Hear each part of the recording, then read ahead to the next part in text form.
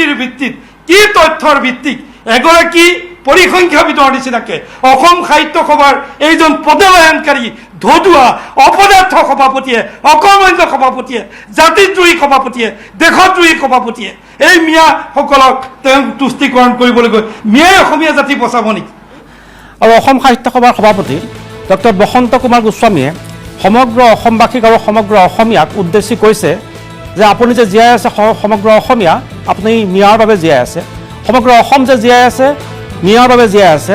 আজি ডক্টৰ বসন্ত কুমাৰ গোস্বামীৰ এই একপক্ষীয় আৰু এজেণ্ডা কিবা জড়িত হৈ আছে নেকি? এই একপক্ষীয় মিয়াৰ সপক্ষে ডক্টৰ বসন্ত কুমাৰ গোস্বামীয়ে যি কথা কৈছে আজি আমি সেই সকলো কথা আমি ভণ্ড ভ্ৰষ্ট আৰু ভুল বুলি আমি প্ৰমাণ কৰিম। আপুনি এই সপোন ৰাজ্যৰ পৰা আপুনি আঁতৰি আহক। আমি শুনিব বিচাৰিছোঁ অসম সাহিত্য সভাৰ ইয়াত ব্যক্তিগত ডক্টৰ বসন্ত কুমাৰ গোস্বামীৰ ব্যক্তিগত মতামত নে অসম সাহিত্য সভাৰ মতামত? এই অসম সাহিত্য সভাৰ স্বীকৃতি নে ডক্টৰ বসন্ত কুমাৰ গোস্বামীৰ স্বীকৃতি? মিয়াৰ অনুগ্ৰহত অসমীয়া যদি জীয়াই নাথাকে, মিয়াৰ অনুগ্ৰহত অসমীয়া ভাষা জীয়াই নাথাকে, মিয়াৰ অনুগ্ৰহত আমি প্ৰথম শ্ৰেণীৰ নাগৰিক আমি হৈ নাথাকোঁ, লাগিলে আমি দ্বিতীয় শ্ৰেণীৰ নাগৰিক হৈ থাকিম। অসমত অসমীয়া আৰু অসমত অসমীয়া প্ৰথম শ্ৰেণীৰ নাগৰিক বসন্ত কুমাৰ গোস্বামী ডাঙৰীয়া, আপুনি এই ভ্ৰান্ত ধাৰণাৰ পৰা আপুনি আঁতৰি আহক। অসমীয়া ভাষা এৰি গ্ৰহণ কৰা মানুহৰ সংখ্যা বাঢ়িছে 115%।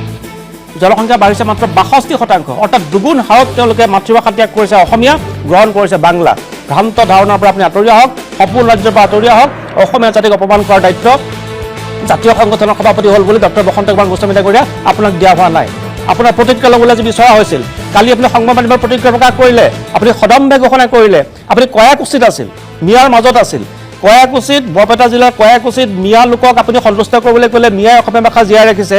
আজি আপোনাক টেলিফোন কৰিলে আপুনি উত্তৰ নাই, আপোনাৰ কোনো সংবিধান নাই, আপোনাৰ কোনো সঁহাৰি নাই। আজি অসমীয়া মানুহৰ আজি আপুনি যি আৱেগত আঘাত সানিছে, অসমীয়া মানুহৰ অস্তিত্বত আঘাত সানিছে ডক্টৰ বসন্ত কুমাৰ গোস্বামী ডাঙৰীয়া, অসম সাহিত্য সভাৰ সভাপতি, অসম সাহিত্য সভাৰ দৰে এটা জাতীয় সংগঠনৰ সভাপতি হৈ আপুনি অসমীয়া জাতিক এইদৰে আঘাত সানিব নোৱাৰে। আপোনাৰ সকলো তথ্য, সকলো দাবী, সকলো আপোনাৰ বক্তব্য আজি ভুল বুলি প্ৰমাণিত কৰিম আমি ডক্টৰ বসন্ত কুমাৰ গোস্বামী ডাঙৰীয়া।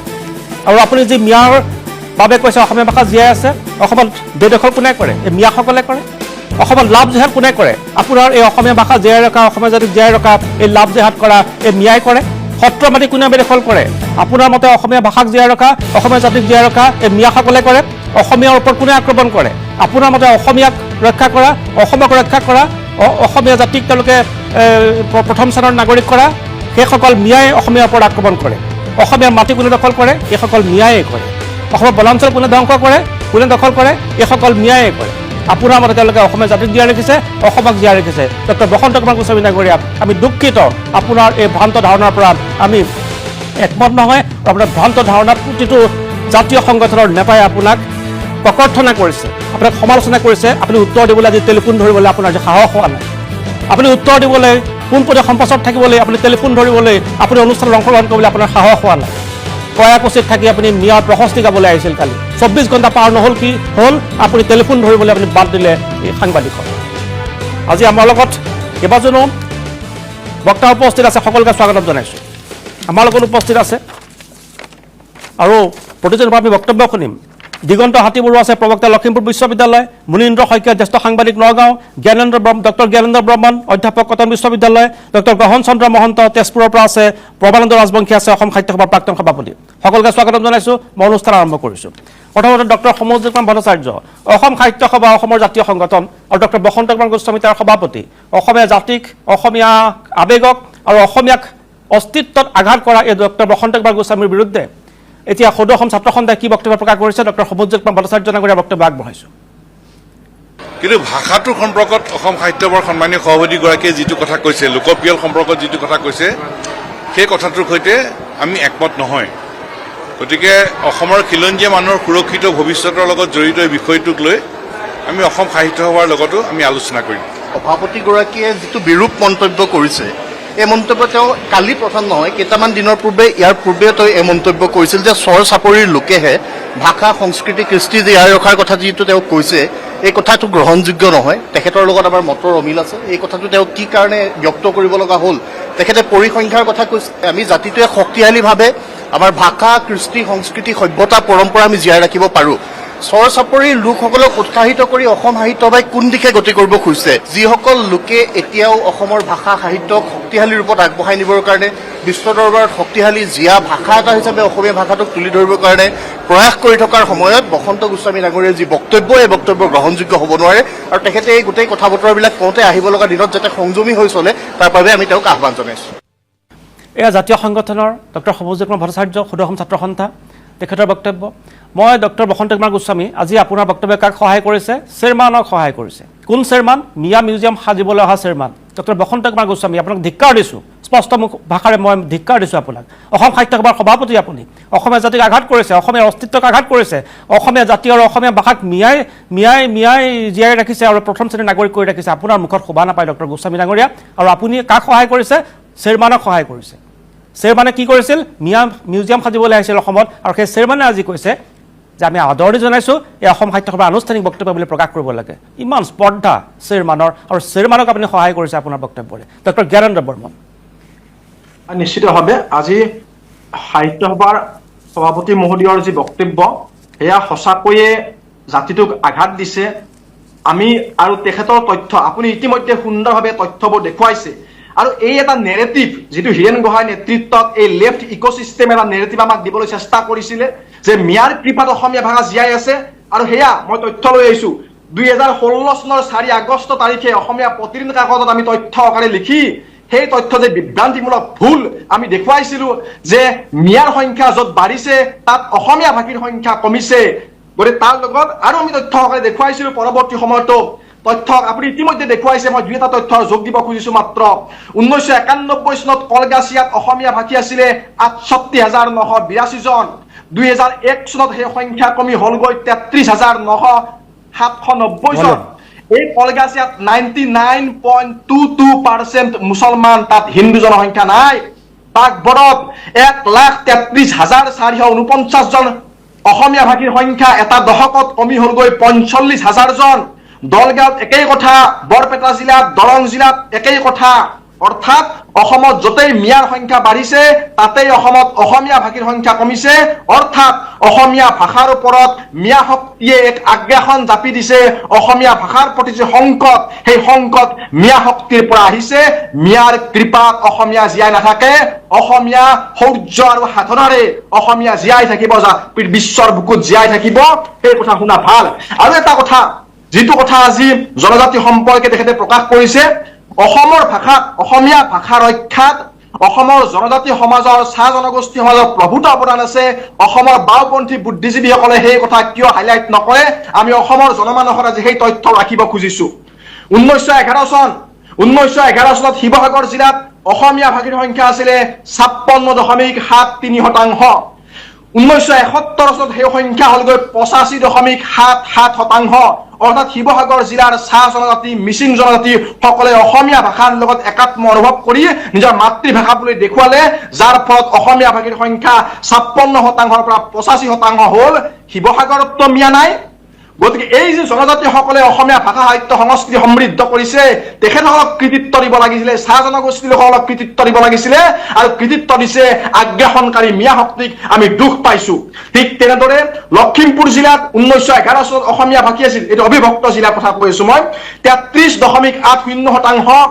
আৰু 1971 চনত সেই সংখ্যা হ'লগৈ 61.16%। অসমৰ জনজাতি সমাজে হৃদয়ংগমূৰী অন্তৰৰ পৰা অসমীয়া ভাষা সংস্কৃতি আঁকোৱালি লৈ অসমীয়া বুলি বৃহত্তৰ অসমীয়া সমাজ চানেকি দিছে। গতিকে আজি মই দুটা থিয়ৰী ৰাইজৰ জ্ঞাতাৰ্থে তথ্যৰ আধাৰত আগবঢ়াব খুজিছোঁ। এটা হ'ল মিয়া নহয়, অসমৰ জনজাতি ভাতৃসকলৰ যি অৱদান, সেই অৱদান আমি মান্যতা দিয়া প্ৰয়োজন। তেখেতসকলে অসমীয়া ভাষা সংস্কৃতি চহকী কৰিছে। আৰু আন এটা কথা মই তথ্য সকলে দেখুৱাইছোঁ, অসমত যি সৰ্বসাধাৰণ যিখিনি বাঙালী হিন্দু ব্ৰহ্মপুত্ৰ উপত্যকাৰ, তেওঁলোকৰ বৃহৎ অংশ এটাই অসমীয়া ভাষা সাহিত্য সংস্কৃতি চহকী কৰিছে। গোৱালপাৰাত স্কুল স্থাপন কৰিছে অসমীয়া মাধ্যমৰ, মৰিগাঁৱত স্কুল স্থাপন কৰিছে। সেই ইতিহাসবিলাকো কিন্তু অস্বীকাৰ কৰা উচিত নহয়। ভাষা কিন্তু জাতীয়তাবাদৰ অস্বীকাৰ কৰা উচিত নহয়। জ্ঞানেন মাক আহিম আৰম্ভণিৰ বক্তব্য। ডক্টৰ গহন মহন্ত ডাঙৰীয়া, ডক্টৰ বসন্ত কুমাৰ গোস্বামী ডাঙৰীয়া অসম সাহিত্য সভাৰ সভাপতি, আৰু অসম সাহিত্য সভাৰ সভাপতি হৈ তেখেতে যি মন্তব্য কৰিছে আমি তেওঁক গৰিহণা দিয়াই নহয়, তেওঁক ধিক্কাৰ দিয়াই নহয়, আৰু এই কথা আমি গ্ৰহণ নকৰোঁ বুলি স্পষ্টকৈ ঘোষণা কৰিছোঁ। আমাৰ সাহস আছে। ডক্টৰ গোস্বামী অসম সাহিত্য সভাৰ সভাপতি হ'ল বুলিয়ে তেখেতৰ কথা বেদৰ বাণী হ'ব, কোনো তেখেতৰ গৱেষণা নাই, কোনো অতীতৰ প্ৰতি তেখেতৰ বিশ্লেষণ নাই। যি মিয়াই অসমীয়াক আগ্ৰাসন কৰে, অসমবাসীক আক্ৰমণ কৰে, অসমক থানবান কৰে, অসমীয়া জাতিক থানবান কৰে, আৰু যি বসন্ত কুমাৰ গোস্বামীৰ বক্তব্যই চেয়াৰমেনক আহ্লাদিত কৰে, শ্ৰীমানক সন্তুষ্ট কৰে আৰু আমাৰ জাতি জনগোষ্ঠী অসমীয়া মানুহক যি বসন্ত কুমাৰ গোস্বামীৰ বক্তব্যই আঘাত কৰে আৰু জাতিক দুৰ্বল কৰে, জাতীয় সত্তাক দুৰ্বল কৰে, অসমীয়া ভাষাৰ প্ৰতি তেওঁৰ যি অনিচ্ছতা, এই অনিচ্ছতাৰ আঙুলি, সন্দেহৰ আঙুলি তেওঁ টোৱাই, আমি তাক গ্ৰহণ নকৰোঁ। স্পষ্ট কথা, গ্ৰহণ কৰা নহ'ব, নকৰোঁ গ্ৰহণ। ডক্টৰ গহন মহন্ত ডাঙৰীয়া, আপোনাক স্বাগতম জনাইছোঁ। তেওঁ কৈছে বড়োৱে নিজকে অসমীয়া বুলি নকয়, তেওঁ কৈছে মিচিঙে নিজকে অসমীয়া বুলি নকয়, ভূমিপুত্ৰ ডক্টৰ গোস্বামী ডাঙৰীয়া, তেওঁলোক ভূমিপুত্ৰ। আপুনি অসম সাহিত্য সভাৰ সভাপতিয়ে ইমান নাজানে মিচিং কোন, বড়ো কোন, কছাৰী কোন, কাৰ্বি কোন আপুনি নাজানে? আপুনি কৈছে তেওঁলোক অসমীয়া নহয় বুলি কয়, তেওঁলোক ভূমিপুত্ৰ আপুনি নাজানে ডক্টৰ গোস্বামী ডাঙৰীয়া? টেলিফোন ধৰাৰ আপোনাৰ সাহস নাই? কালি আপুনি 20টা মাইকৰ আগত আপুনি যি মন্তব্য কৰিলে, জাতিক অপমান কৰা মন্তব্য কৰিলে, আজি টেলিফোন ধৰাৰ সাহস আপোনাৰ নাই, অনুষ্ঠানত অংশগ্ৰহণ কৰাৰ আপোনাৰ সাহস নাই, এই নৈতিকতা আপুনি নাই, আপোনাৰ নাই। আপুনি জাতীয় সংগঠনৰ সভাপতি, অসম সাহিত্য সভাৰ সভাপতি, ভুল তথ্য দিয়ে, ভুল ব্যাখ্যা কৰে, বিকৃত তথ্য দিয়ে, জাতিক আপুনি ধ্বংস কৰিবলৈ আহে। আপুনি কয় মিচিঙে অসমীয়া বুলি নকয়, মিচিং ভূমিপুত্ৰ।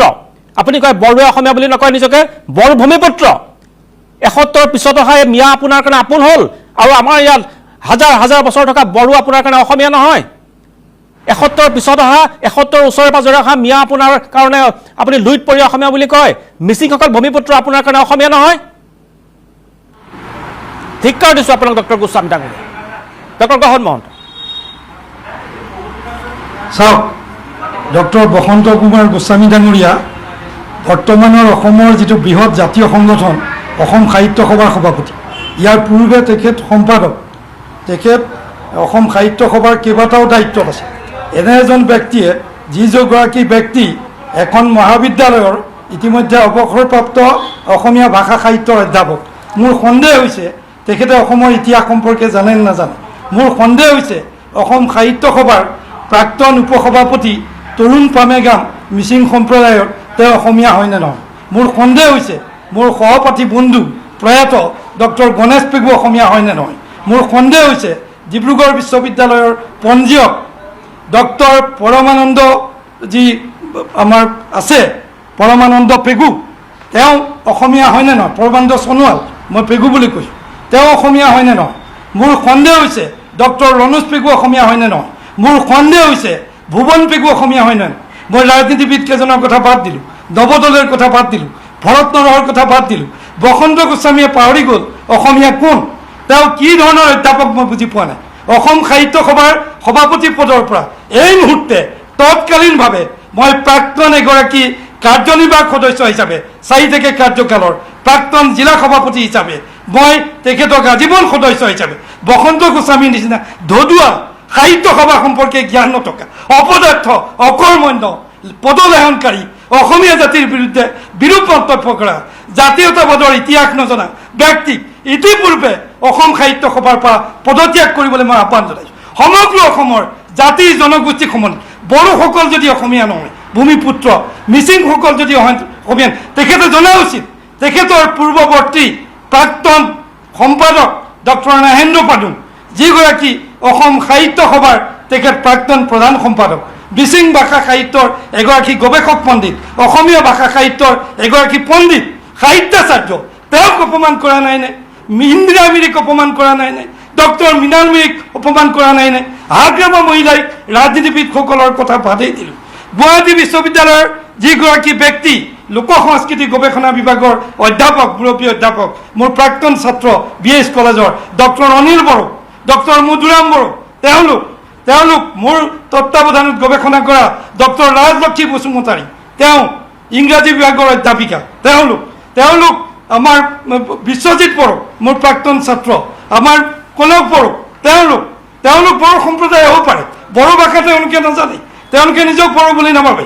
গতিকে কি যুক্তিৰ ভিত্তিত, কি তথ্যৰ ভিত্তিত এগৰাকী পৰিসংখ্যাবিদৰ নিচিনাকে অসম সাহিত্য সভাৰ এইজন পদলায়নকাৰী ধদুৱা অপদাৰ্থ সভাপতিয়ে, অকৰ্মণ্য সভাপতিয়ে, জাতিদ্ৰোহী সভাপতিয়ে, দেশদ্ৰোহী সভাপতিয়ে এই মিয়াসকলক তেওঁক তুষ্টিকৰণ কৰিবলৈ গৈ মিয়াই অসমীয়া জাতি বচাব নেকি? আমাৰ হয় ইছলাম ধৰ্মী, তেখেতে শ্বহীদ আব্দুল মালিকৰ কথা পাহৰি গ'ল, যি মই অসমীয়া কবিতা লিখিছিল। তেখেতে মহিদুল ইছলাম বৰা, যিগৰাকী অসমৰ প্ৰথমগৰাকী ডক্টৰেট, ঢাকা বিশ্ববিদ্যালয়ৰ পৰা ডক্টৰেট, তেখেতৰ কথা পাহৰি গ'ল, অসম সাহিত্য সভাৰ ইতিহাসৰ কথা পাহৰি গ'ল, আব্দুল ছাত্তাৰৰ কথা পাহৰি গ'ল, সংমিশ্ৰণত অসমীয়া সংস্কৃতিৰ কথা কোৱা, তেওঁ মিয়াসকলক বাংলা দেখি অগ্ৰসায়ন কৰা লোকসকলক। সেইকাৰণে মোৰ ভাতৃপ্ৰতিম ধ্ৰুৱ মহন্তই বহুদিনৰ আগতে লিখিছিল কিমান সুৰক্ষিত অসমীয়া জাতিৰ ভৱিষ্যত। দলগাঁৱত আমি দেখিছোঁ, ইতিমধ্যে আপুনি তথ্য দিছে, তেওঁলোকে স্কুলত চাকৰি বাকৰি পাবৰ কাৰণে অসমীয়া মাধ্যমত পঢ়ে ঠিকেই, ঘৰত চৰুৱা ভাষা বা মিয়া ভাষাটো কয়, কিন্তু তেওঁলোকে লোকপিয়লত বঙলা বুলি যে লিখি আহিছে। ধুবুৰীত আজি আমাৰ সংখ্যা কমি গ'ল, একমাত্ৰ আমাৰ দৰং জিলাৰ পৰা আৰম্ভ কৰি আমাৰ ডিব্ৰুগড় জিলালৈকে তিনিচুকীয়ালৈকে এই লোকসকলে, বিভিন্ন জনগোষ্ঠীয় লোকসকলে, বড়োসকল যদি আমাৰ লগত নাথাকে, মিচিংসকল যদি আমাৰ লগত নাথাকে, দেউৰীসকল যদি আমাৰ লগত নাথাকে, কাৰ্বিসকল যদি আমাৰ লগত নাথাকে, তিৱাসকল যদি আজিৰ লগত নাথাকে, তেওঁ জ্যোতিপ্ৰসাদৰ সেই কবিতাটোৰ কথা নাজানেনে? বসন্ত গোস্বামী কিহৰ অধ্যাপক আছিল? বসন্ত গোস্বামীৰ অসম ইতিহাস সম্পৰ্কে কিমান জ্ঞান আছে? তেওঁ এই বক্তব্য কয়াকুচিত কৰিছে কি কাৰণে জানে? তাকো ইছমাইল হুছেইন আৰু দুজনমান মানুহক মই অসম সাহিত্য সভাৰ কেন্দ্ৰীয় কাৰ্যনিৰ্বাহক, অসম সাহিত্য সভাই তৎকালীনভাৱে জাতীয় সংগঠনবিলাকৰ লগত, কাৰণ মই অসম সাহিত্য সভাত আছিলোঁ, কাৰ লগত? বীৰেন বৰকটকীৰ লগত, যোগেশ দাসৰ লগত, মহেন্দ্ৰ বৰাৰ লগত, ডক্টৰ ভূপেন হাজৰিকাৰ লগত, লক্ষধৰ চৌধুৰীৰ লগত, তেখেতসকলৰ লগত আমিও সমন্বয়ৰ কাৰণে কাম কৰিছিলোঁ। আমিও চৰ চাপৰিৰ যিসকল মানুহে তাত আমাৰ এম মুলিউদ্দিন দেৱান ইতিমধ্যে প্ৰয়াত, আমি 1985 চনতে তেওঁক চৰ চাপৰি সাহিত্য সভা গঠন কৰিবলৈ দিছিলোঁ অসম সাহিত্য সভাৰ যোগেদি। কনক সেন ডেকাই সমন্বয়েৰে গোটেইবিলাকক যত্ন কৰিছিল, আনকি হোমেন বৰগোহাঁইও কলগছিয়ালৈ গৈ 2007 চনতে আপোনাসকলে জানে চৰ চাপৰি সাহিত্য সভাত অংশগ্ৰহণ কৰিছিল। আনকি হোমেন বৰগোহাঁইৰ দৰে বুদ্ধিজীৱীও এনে কথা ক'বৰ কাৰণে সাহস কৰা নাছিল। কিন্তু বসন্ত কুমাৰ গোস্বামী ডাঙৰীয়াই, ডক্টৰ বসন্ত কুমাৰ গোস্বামী, আমাৰ দেৱীচৰণ কলেজৰ অধ্যাপক, অৱসৰপ্ৰাপ্ত অধ্যাপক, অসম সাহিত্য সভাৰ প্ৰাক্তন সম্পাদক, প্ৰধান সম্পাদক, পত্ৰিকা সম্পাদক, বৰ্তমানৰ সভাপতি পৰমানন্দ ৰাজবংশীয়ে ঠিকেই কৈছে, তেওঁ বক্তব্য উঠাই লওক আৰু অসমীয়া ৰাইজৰ ওচৰত ক্ষমা খোজক তৎকালীনভাৱে। তেওঁৰ কোনো কাৰণতেই তেওঁৰ এই বক্তব্য এটা বক্তব্য গ্ৰহণযোগ্য নহয়। তেওঁ যি যুক্তি দাঙি ধৰিছে, 100% নম্বৰ আমাৰ মিয়া অঞ্চলত ছাত্ৰ ছাত্ৰীসকলে পায়, আমাৰ শিৱসাগৰত নাপায়, আমাৰ তেজপুৰত নাপায়, এনেকুৱা ষ্টেটিষ্টিক্স তেওঁ ক'ত পালে মই নাজানো। ল'ৰাই ফেইল কৰে, তেওঁৰ ল'ৰা ছোৱালী নাতিনীয়ে ঘৰতে যেনেকৈ ফেইল কৰিছে কৰিব, তেওঁলোকে অসমীয়া মাধ্যমত নপঢ়ায়। মোৰ এটা অনুৰোধ আছে, অসম সাহিত্য সভাৰ সভাপতি সম্পাদক সকলোৱে ল'ৰা ছোৱালীক অসমীয়া মাধ্যমত পঢ়াওক। মই যিদৰে পঢ়াইছোঁ, মই যিদৰে জাতি মাতি ভেটিৰ কথা কৈ আহিছোঁ, তেওঁলোকে কওক। দালালি কৰিলে নহ'ব, অসম সাহিত্য সভাৰ গাৰো টানিলে নহ'ব, প্ৰথমতে বাকী মানুহক অসমীয়া ভাষাৰ ৰক্ষা নকৰিলে। মই আশা কৰিম ডক্টৰ বসন্ত কুমাৰ গোস্বামী, আপুনি যদি ডক্টৰ গহন মহন্তৰ বক্তব্য শুনি আছে, আপুনি যদি ডক্টৰ গহন মহন্তৰ বক্তব্য শুনি আছে, মই আশা কৰিম আপোনাৰ সম্বিত ঘূৰি অহা উচিত। এই ধুদুৱা এটা ঠিক আছে ছাৰ, মই এক মিনিট, আমাৰ লগত পৰমানন্দ ৰাজবংশীও আছে, অসম সাহিত্য সভাৰ প্ৰাক্তন সভাপতি। মই মহন্ত ছাৰ এক মিনিট ছাৰ, এক মিনিট সময় দিয়ক। মই এটাই আশা কৰিম ডক্টৰ, মই এটাই আশা কৰিম PCR, মই পৰমানন্দ ৰাজবংশীৰ কাষলৈ যাব বিচাৰিছোঁ, অসম সাহিত্য সভাৰ প্ৰাক্তন সভাপতি, আৰু মই এইটো আশা কৰিম যে ডক্টৰ বসন্ত কুমাৰ গোস্বামী ডাঙৰীয়া, এই ডক্টৰ গহন মহন্ত, ডক্টৰ জ্ঞানেন্দ্ৰ বৰ্মন, আমাৰ লগত এতিয়া পৰমানন্দ ৰাজবংশী উপস্থিত আছে, সদৌ অসম ছাত্ৰ সন্থাই প্ৰতিক্ৰিয়া প্ৰকাশ কৰিছে। আৰু আপোনাৰ যদি অলপো সম্বিত আছে, যদি সম্বিত ঘূৰি আহিছে, মই ভাল পাম, কাৰণ আপুনি অসম সাহিত্য সভাৰ দৰে এটা জাতীয় আমাৰ জাতীয় অনুষ্ঠানৰ আপুনি সভাপতিৰ দায়িত্বত থাকি আপুনি ইমান উদ্ভট মন্তব্য কৰিব আৰু আমি অসমীয়া জাতিয়ে শুনি থাকিম, সেয়া হ'ব নোৱাৰিব। আৰু আপোনাৰ ভুলটো আমি ভুল বুলি স্পষ্টকৈ ক'বলৈ সাহস আমাৰ আছে।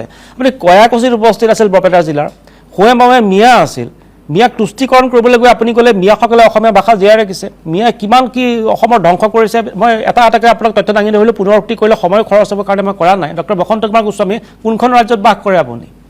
আপোনাৰ প্ৰতি মোৰ সন্মান আছিল, কালি পৰ্যন্ত সন্মান আছিল। ডক্টৰ বসন্ত কুমাৰ গোস্বামী ডাঙৰীয়া, আপোনাৰ প্ৰতি মোৰ কালি পৰ্যন্ত সন্মান আছিল। 24 ঘণ্টাত আপুনি সন্মান পানীত মিলাই পেলালে, কেৱল মোৰ নহয়, সমগ্ৰ অসমবাসীৰ, সমগ্ৰ খিলঞ্জীয়াৰ মই পুনৰবাৰ কৈছোঁ, প্ৰতিজন অসমীয়াৰ আপুনি আপোনাৰ প্ৰতি থকা সন্মান আপুনি শূন্যত মিলাই দিলে, ধূলিত মিলাই দিলে আপুনি ডক্টৰ বসন্ত কুমাৰ গোস্বামী ডাঙৰীয়া, প্ৰাক্তন সভাপতি। মই পৰমানন্দ ৰাজবংশী, আপোনাক আজি ৰাজনৈতিক হিচাপে আমাৰ নিমন্ত্ৰণ কৰা নাই। মই আপোনাক সুধিব বিচাৰিছোঁ, অসম সাহিত্য সভাৰ সভাপতিৰ ইয়াৰ ব্যক্তিগত মন্তব্য নে অসম সাহিত্য সভাৰ এইটো আনুষ্ঠানিক বক্তব্য? এনে স্পৰ্ধা এনে উদ্ধত মন্তব্য যে কয়াকুছিৰ দৰে স্থানত গৈ তেওঁ মিয়াৰ প্ৰশস্তি মিয়াৰ পদলেখন কৰিবলৈ বক্তব্য কৰিব। আজি মই ইয়াৰ পৰা কৈছো কয়াকুছিত গৈ আমি সমস্বৰে কৈ আহিম আমি অসম গঢ়িছো, অসমীয়া খিলঞ্জীয়াই গঢ়িছো, আমি অসমীয়া ভাষা ৰক্ষা কৰিছো, অসমীয়া খিলঞ্জীয়াই ৰক্ষা কৰিছো। তেওঁৰ মতে মিচিংসকল অসমীয়া নহয়, বড়োসকল অসমীয়া নহয়, ৭১ পিছত অহা মিয়াসকল লুইতপৰীয়া অসমীয়া। তেওঁৰ মতে নতুন এটা তেওঁৰ অভিধা উলিয়াইছে, লুইতপৰীয়া অসমীয়া। ডক্টৰ বসন্ত কুমাৰ গোস্বামী ডাঙৰীয়া, আপোনাৰ প্ৰতি সন্মান নাই আজিৰ পৰা। হয় হয়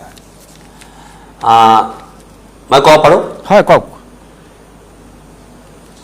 মই আজি ৰাতিপুৱা এই সন্দৰ্ভত আমি বিভিন্ন সংবাদ মাধ্যমত যেতিয়া এই গোটেইখিনি কথা মোৰ মনোভাৱটো মই ক'লোঁ, আৰু লগে লগে মই অসম সাহিত্য সভাৰ প্ৰধান সম্পাদক আৰু উপসভাপতি দুয়োৰে সৈতে মই স্পষ্টভাৱে তেওঁলোকৰ পৰা মই জানিব বিচাৰিছিলোঁ যে সভাপতি ডাঙৰীয়াই যিখিনি বক্তব্য প্ৰদান কৰিছে সেই বক্তব্যখিনি তেখেতৰ নিজস্ব নে আপোনালোকো সেই যিটো মন্তব্য দিছে সেই মন্তব্যৰ লগত একমত?